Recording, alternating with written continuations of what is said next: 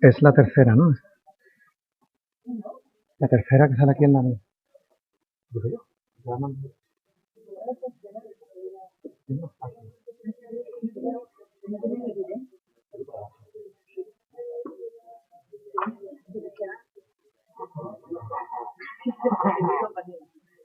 Hola, ya encima, ¿no? Lo pone encima de la gente.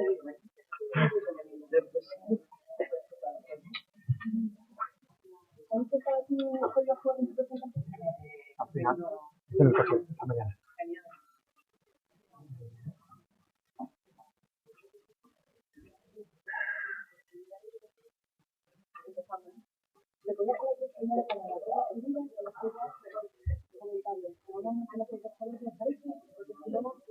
Me quedo ya de pie, madre mía.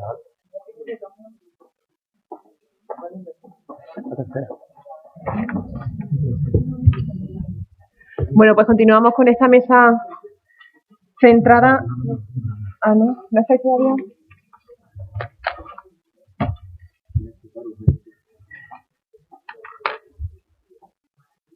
¿Sí?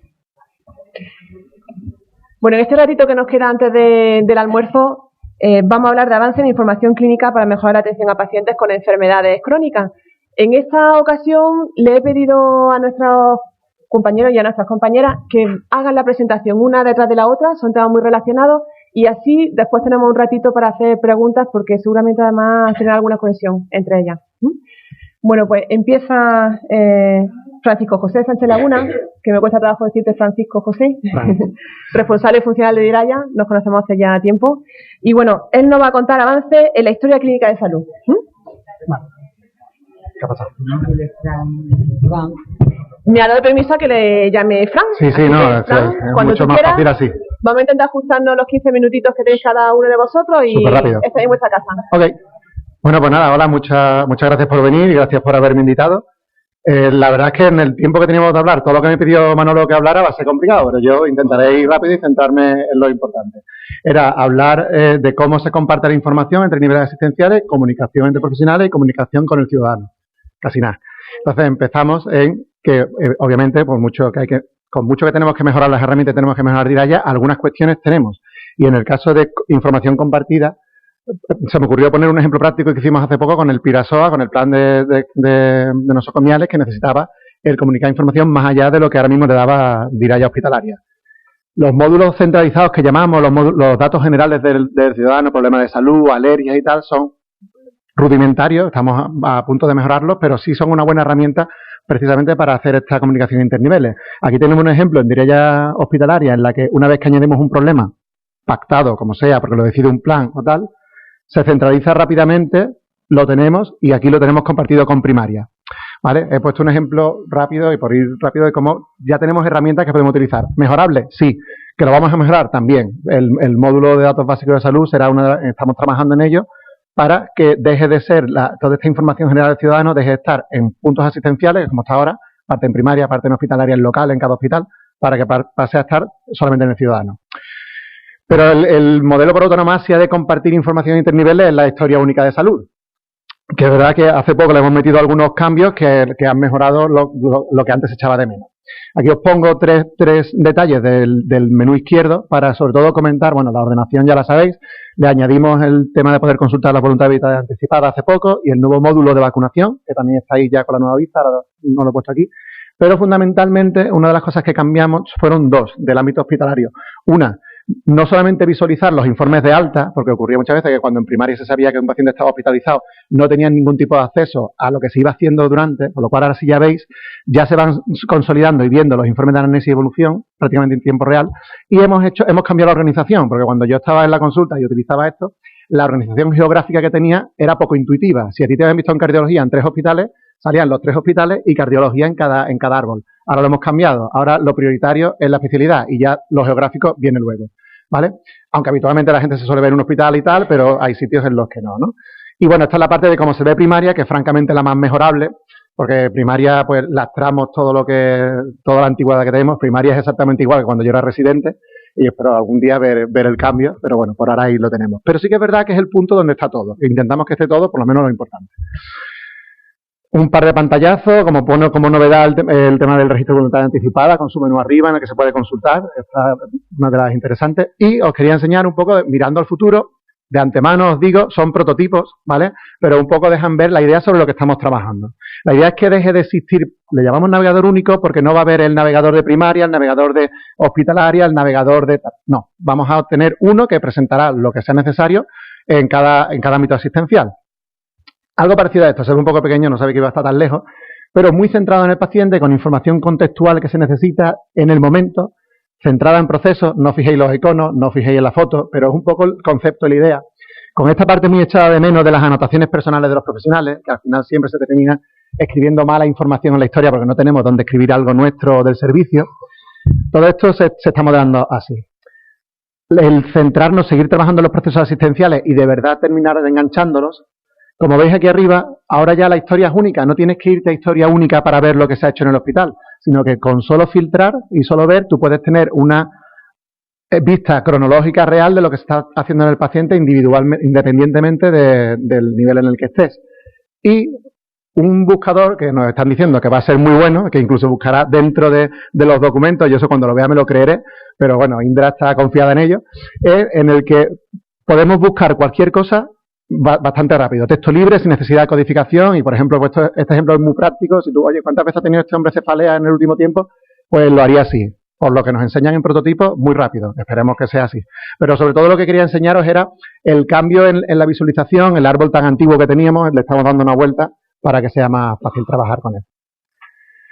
Una de las también novedades recientes que quería enseñaros, por si no, yo espero que lo conozcáis todos, si no fallamos en la comunicación, es el acceso a las estaciones de primaria, algo que se pedía bastante, y aunque en paralelo se evolucionó el árbol único y ya no hacía falta este acceso para ver las anamnesis y las evoluciones, sí es cierto que hay algunas departamentales a las que no se tiene acceso desde el árbol único y a veces es necesario.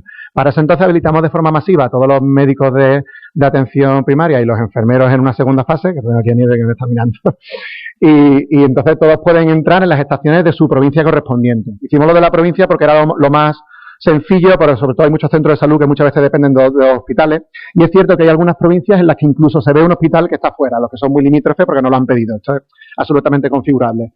Entonces, en los escritorios Citri tenemos un botón, nos salen nuestros hospitales para no tener que aprendernos las URLs de cada estación clínica, y nos logamos, buscamos al paciente y aquí tenemos el árbol. Se distribuyó un manual que espero que esté distribuido, y si no, ya veremos otras formas que presentaremos dentro de poco para distribuir información directamente a los profesionales.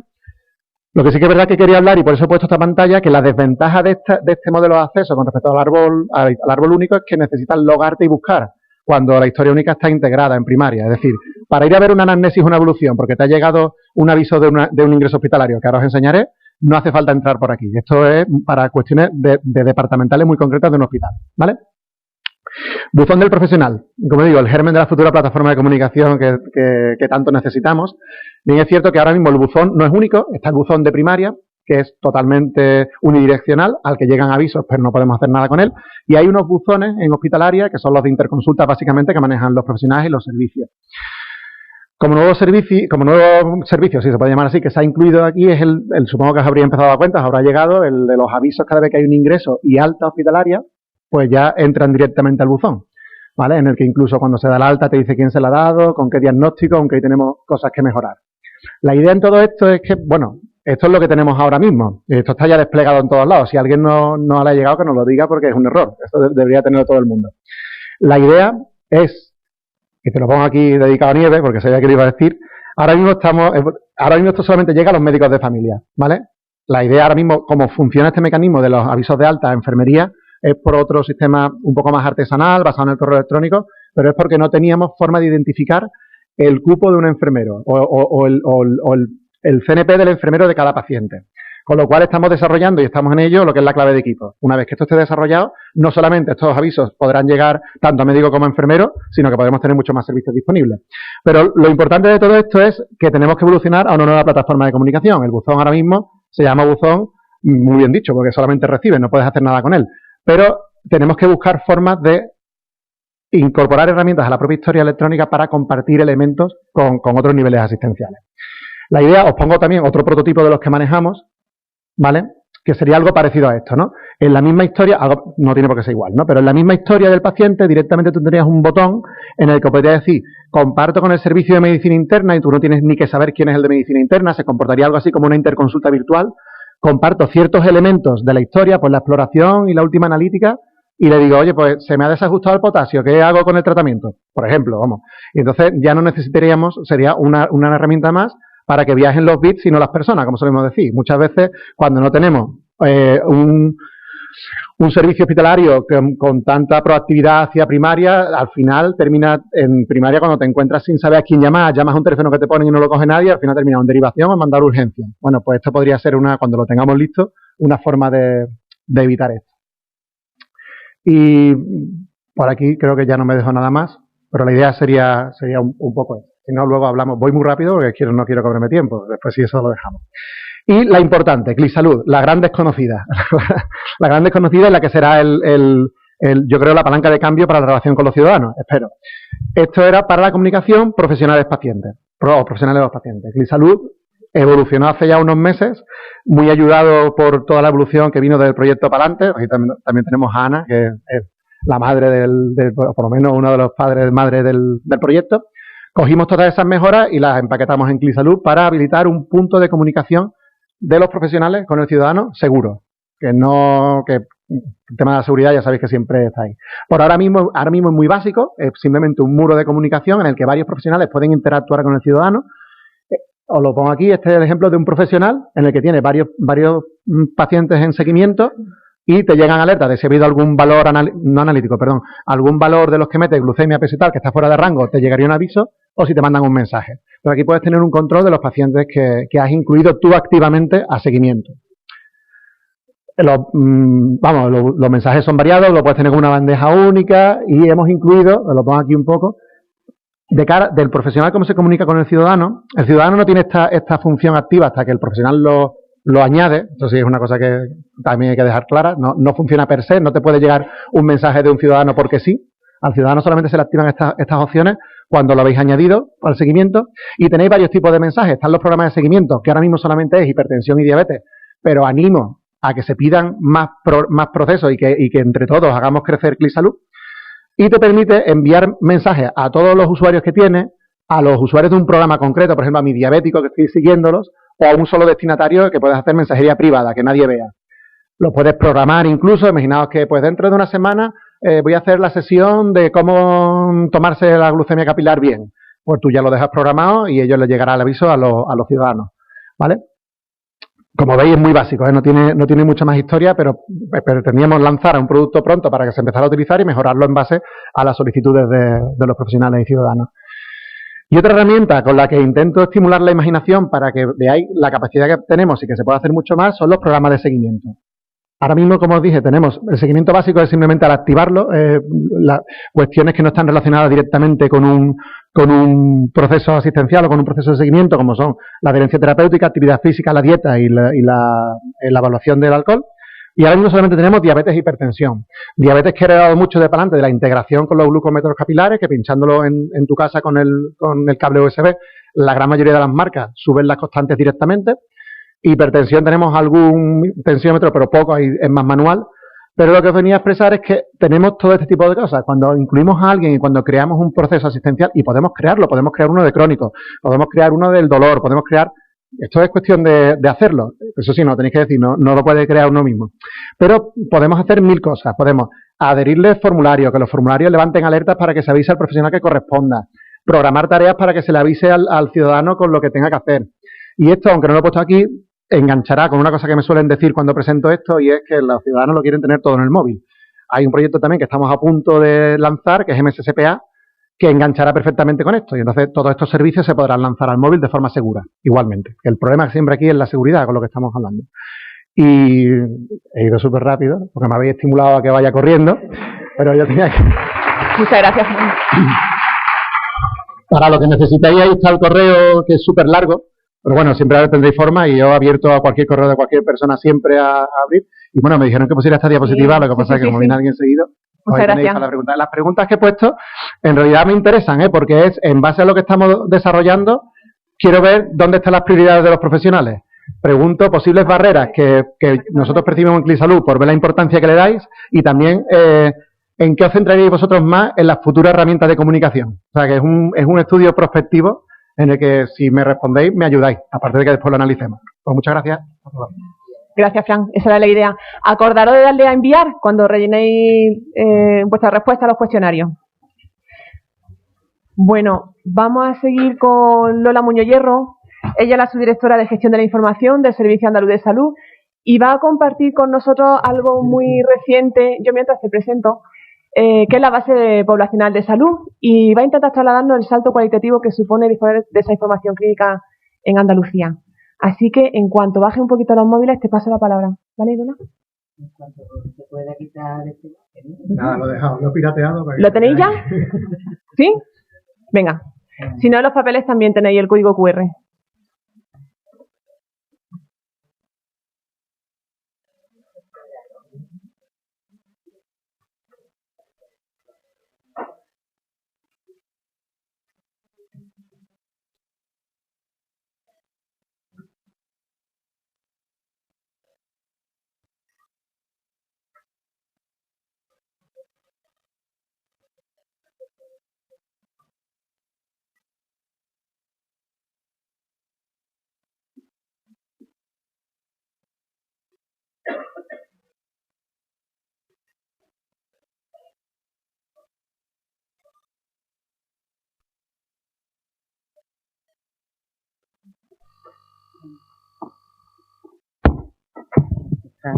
Aquí esto, bueno.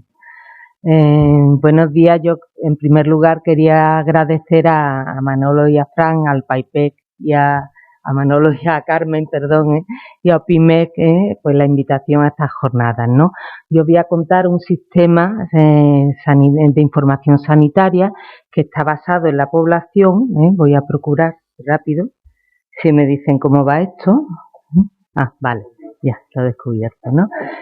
En el que pretendemos adscribirle a toda nuestra población, que son los usuarios que están en BDU, la información que generan a su paso por el sistema sanitario, la información que tenemos de ellos, a todos y a cada uno de los usuarios, ¿no? Información, datos demográficos, como son la edad y el sexo, datos clínicos de diagnóstico, datos clínicos de enfermería, datos de consumo de recursos, cuántas consultas han ido, a cuántas urgencias hospitalarias, cuántas veces han ingresado, quiénes son los proveedores de esos recursos que consumen estos pacientes, cuál es su médico de familia, cuál es el hospital que lo ha atendido, y también datos sociodemográficos en un futuro de otras administraciones públicas, ¿no?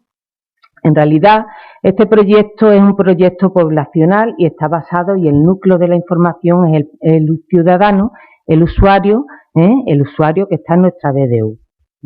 Se trata de, yo me voy a poner, perdonadme, que estoy un poquito incómoda, se trata de hacer o recomponer la biografía de todos y cada uno de nuestros usuarios, ¿no? Un usuario, cuando pasa por el sistema sanitario, va dejando información, y esa información es valiosa, ¿no? Esa información que se produce cuando va a una consulta, cuando se le diagnostica un catarro, ¿no? Cuando se le manda una placa de rayos, ¿no? Cuando de repente pues debuta con una diabetes, ¿no? Esa diabetes la recogemos, se la escribimos al ciudadano, y esa diabetes es ya una enfermedad crónica. Esa enfermedad crónica se la pegamos al usuario durante toda la vida, ¿no?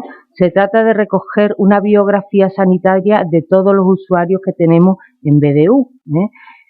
Al explorar la información hemos tenido ciertas dificultades que aquí también han salido con la continuidad asistencial, igual que con la continuidad asistencial, la continuidad en la información, ¿no? Porque la información está dispersa Y esto pretende que esa información se centre en el ciudadano, en el usuario, en el paciente.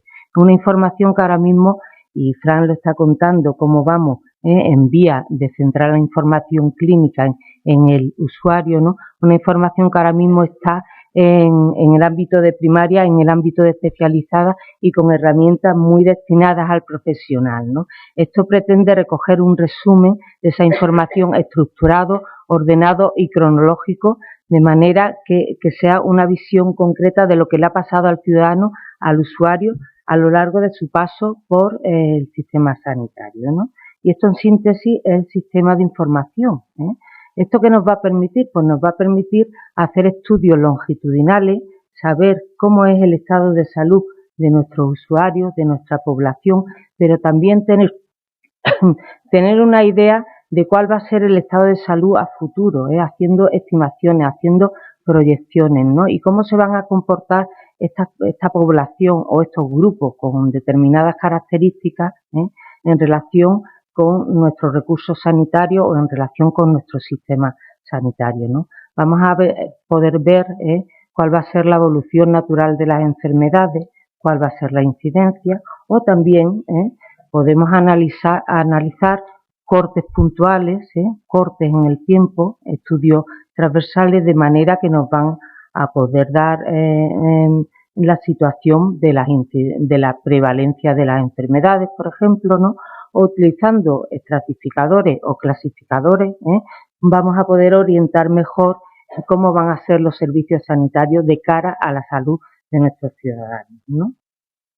¿De qué partíamos? Pues partíamos de una situación en la que teníamos herramientas a nuestra disposición, herramientas de análisis dinámico de grandes volúmenes de datos. Habíamos desarrollado un codificador automático que está funcionando en las urgencias hospitalarias, de manera que los 4 millones de urgencias hospitalarias los tenemos pasados, esos textos que escriben los médicos los tenemos pasados a clasificaciones estándares que podemos explotar, ¿no? A CIEM, ¿no? A códigos CIEM, ¿no? También partíamos de una situación que teníamos información clínica de los pacientes, teníamos fuentes de información como son los CMBD, ¿no?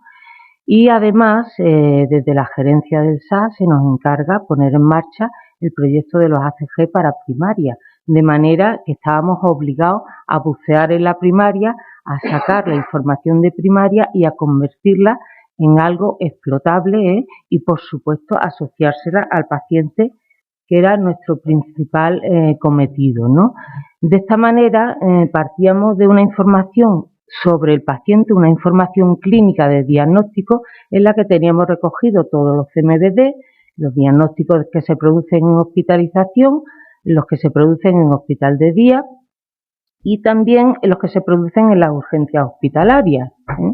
Este año 2016, debido al Real Decreto que modifica y amplía los ámbitos de los CMBD, ¿no? Vamos a poder recoger información del paciente de las comunidades terapéuticas de salud mental. ¿A qué estábamos obligados con este proyecto de los ACG? A recoger información también de atención primaria, cosa pues que hemos hecho utilizando precisamente el codificador automático de las urgencias hospitalarias, ¿no? Ese codificador automático ha codificado grandes volúmenes de información, Os digo que en un año alrededor de 80 millones de registros de atención primaria, ¿no? Y con muy buenos resultados, ¿Qué nos falta? Que pensamos que hay información muy, muy valiosa, pues las consultas externas de hospitales. En las consultas externas de hospitales estamos haciendo un piloto con salud mental y pretendemos hacer también un pilotaje con otra especialidad que va a ser medicina interna, y lo tenemos que valorar. De todas maneras, deciros que es complicado, ¿no? En realidad lo que estamos haciendo es coger información, extraer información de todo lo que escribís vosotros, los clínicos, las enfermeras, los médicos, de la historia, tratarla, disponerla, para que se pueda explotar, enriquecerla y cargarla en un repositorio, ¿no? Aquí el principal tratamiento de esa información, ¿cuál ha sido? El del codificador automático. El codificador automático nos ha permitido abordar este proyecto en primaria, porque en primaria es verdad que tenéis la posibilidad de codificar, pero no siempre se codifica. Entonces hemos utilizado el codificador automático de urgencia para que los textos de primaria pudiéramos pasarlos a códigos CIE, y así tener el código CIE o el diagnóstico de los pacientes. Ese codificador automático que se validó en las urgencias hospitalarias con buenos resultados, pues se ha validado también en la atención primaria, y en la atención primaria pues estáis viendo que está pues también con muy buenos resultados, ¿no? Rescata el 89%, la sensibilidad es del 89%, y de ese 89% codifica, y esto es atención primaria, bien el 96%, ¿no? Hicimos esta misma validación o esta misma valoración, con lo que los médicos hacían en primaria, teniendo en cuenta que tenían que tener texto y código, ¿no? Los médicos rescatan el 57%, rescatan menos que el codificador automático, y su porcentaje de acierto también es algo menor, ¿no? ¿Qué fuentes de información hemos utilizado para adscribirle al usuario? Pues las fuentes de información clínica en toda su extensión. Cuando hablo de clínica me refiero a los diagnósticos médicos, pero también me refiero a todos los diagnósticos de enfermería y los índices funcionales de enfermería, ¿no? También, bueno, pues hemos intentado incorporar actividades preventivas, pues como son las vacunas, que antes hablaba Fran, que ya el módulo está centralizado y da igual que la vacuna se ponga en primaria, que se ponga en hospitalaria, que la vacuna lo que se pone es al paciente, ¿no? Esos datos clínicos van acompañados de un consumo de recursos pues que hemos ido rescatando desde todos los ámbitos, ¿no? Consumo de recursos del número de urgencias en primaria, número de consultas especializadas, etcétera. Actualmente, ¿qué tenemos en cuanto a los datos clínicos? En cuanto a los datos clínicos, hemos incorporado, hemos asociado al paciente todos los diagnósticos, ¿no? Todos los diagnósticos que teníamos en nuestra mano. Diagnósticos de atención primaria, diagnósticos de CMVD y de CMVD de urgencia del hospital. ¿Cuáles son las áreas de mejora? Pues las áreas de mejora son lo que comentaba antes, las consultas externas, ¿no? Las consultas externas es una fuente muy rica, toda la enfermería y algunas actividades preventivas que estamos en fase de. La fuente de recursos que hemos utilizado, pues todas las que estaban en nuestra mano, con un criterio, digamos, siempre dirigido al paciente. Los recursos que podíamos incorporar directamente al paciente los hemos incorporado. Otros están incorporados como medias, por ejemplo, las pruebas radiológicas, ¿no? Y nuestra área de mejora es ir quitándolas de esas medias e incorporándoselas al propio paciente. Es decir, ahora mismo todos los TAC, todas las resonancias están como medias del paciente, Entonces, se van a ir quitando de esas medias y se van a ir incorporando a cada paciente que se ha hecho un TAC o una resonancia, ¿Qué hemos incorporado? Pues las farmacias, las hospitalizaciones, la atención primaria, las consultas externas, las urgencias hospitalarias, la diálisis. ¿Cuál es nuestra área de mejora aparte de esas medias? Porque esto está en unidades y en euros. Pues nuestra área de mejora fundamental, hay una que consideramos muy importante y que estamos trabajando y que próximamente estará disponible, es la farmacia de dispensación hospitalaria, que son unos 550 millones, y que no lo tenemos incorporado a nivel de paciente, ¿de acuerdo? Por supuesto, incorporar a futuro, pues, trabajo social, datos de trabajo social, incluir en la base poblacional y datos de otras bases poblacionales de otras administraciones públicas, como son las bases del Instituto de Estadística y Cartografía de Andalucía. El paciente, toda la población que tenemos incluida en la base de datos poblacional, en la base poblacional, se puede clasificar, ¿no? Aquí, pues, Guadalupe os va a hablar de una de las clasificaciones, Las clasificaciones no son excluyentes, En la base poblacional tenemos muchas clasificaciones y cada una, pues, se utiliza de una manera u otra en función del objetivo que se pretende. Incluso a veces no se utilizan clasificaciones, y os pongo un ejemplo, ¿no? El grupo de pacientes pluripatológicos sobre el que quiero estudiar las interacciones de medicamentos, ¿no? Pues hay veces que dice, bueno, ¿por qué no darle la vuelta, ¿no?, a ese estudio y decir, voy a estudiar, que puedo, porque tengo todos los pacientes, las interacciones de medicamentos y voy a ver el perfil precisamente de esos pacientes que tienen esas interacciones de medicamentos, que seguramente serán pluripatológicos, ¿no? En su mayoría. Bueno, otros de los agrupadores que utilizamos son los agrupadores del Ministerio del Plan de Cronicidad o la Estrategia de Cronicidad del Ministerio, un agrupador que se llama GMA y que está distribuido en todo el SNS a través del Ministerio. Y que este es muy intuitivo, ¿no? Es un agrupador que utiliza la multimorbilidad, grandes clasificaciones y la complejidad, niveles de complejidad. Os voy a dejar la transparencia, también clasificamos a los pacientes como pluripatológicos o no pluripatológicos con las indicaciones del PAIP, los 8 grupos que han enseñado anteriormente y las 8 clasificaciones y los distintos grupos, ¿vale? Y una clasificación que nosotros utilizamos muchísimo es la de los CCS, ¿no? La de la Agencia Americana, la HQ, que agrupa diagnósticos para poder hacer la casuística, para poder hacer análisis de casuística pues más fácilmente, ¿no? Que nos aportan los grupos CCS y condiciones de cronicidad, de manera que cuando hablamos número de pacientes crónicos o número de cronicidades, hay veces que hablamos de número de cronicidades CSS. Estos son los pacientes, los resultados ya, los pacientes que tenemos en la base poblacional de salud, los 8.300.000 pacientes que están en nuestra base de datos de usuarios. De esos 8.300.000 pacientes, el 83% ha contactado con nuestros servicios sanitarios, con el SSPA, ¿no?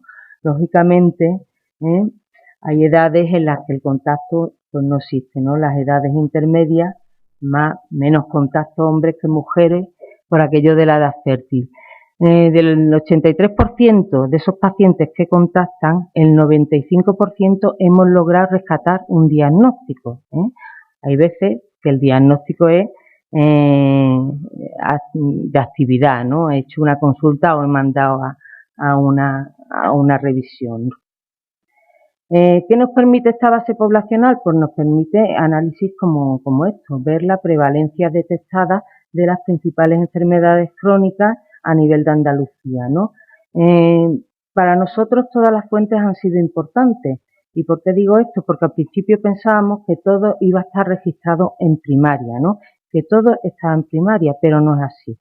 Primero porque hay un grupito de pacientes que no va a primaria, con lo cual el registro es imposible, Pero luego sí que es cierto que aunque el paciente vaya a primaria, no todo se registra en primaria, no todo se registra en primaria.